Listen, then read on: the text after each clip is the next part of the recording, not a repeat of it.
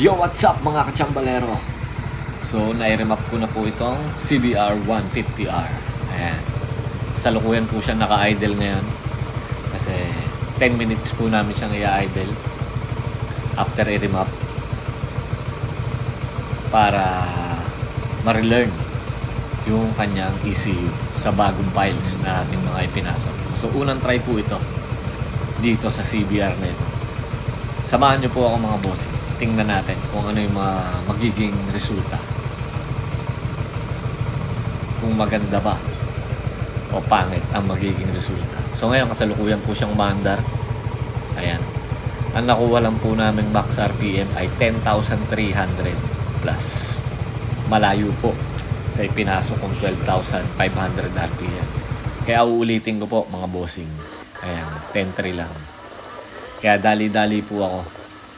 In-edit ko po ulit yung map. Ayan, inisa-isa ko po ulit. Baka ako ay nagkamali. Tapos, ilo-load ko po ulit sa kanyang ECU for the second time. Sana makuha natin yung maximum RPM na ilalagay ko mga bossing. Ngayon, gagawin ko na siyang 13,500 RPM. So yan mga boss. Tapos na i-flash na po natin yung ating bagong edit na mapping. Ayan. Naka-engine po siya ngayon, idle. So, 10 minutes ulit. Kailangan i-idle yung motor. Maya-maya po, papakita ko sa inyo yung result. So, syempre mga boss, habang naka-idle, kailangan natin checkin bawat parameters ng ating motor. Ayan. Chine-check po natin simula engine speed, injector duration, ignition advance, lahat. Chine-check po natin yan. Buong parameters para masigurado natin na maayos. Ayan, may mga pumupula-pula na out of range po sa kanyang standard value. Dahil nga po ito ay na-remap na natin. Pero maganda naman po yung kanyang AFR. Ayan, kasalukuyan nasa 13.1.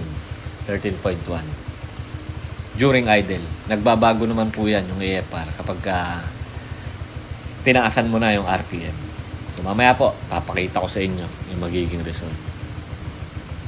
Napakaganda po nitong pang-remap na ito. Kasi meron na rin siyang diagnostic tool mismo. Dito na, nakasama.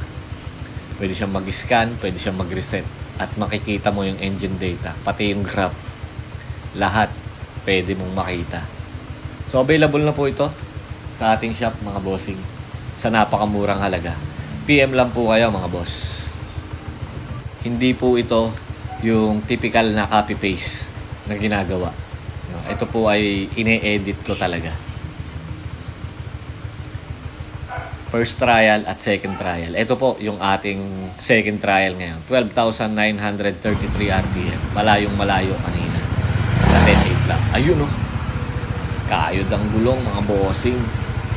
Ulitin natin mga boss para mas makita nyo na mas maayos. Yun o. Available na po ito sa ating shop mga boss. Ito pa nga pala yung mga ibang nagpagawa kanina. Hindi na natin na-picturean yung iba. Bukas po ulit mga bossing. Ride safe and God bless.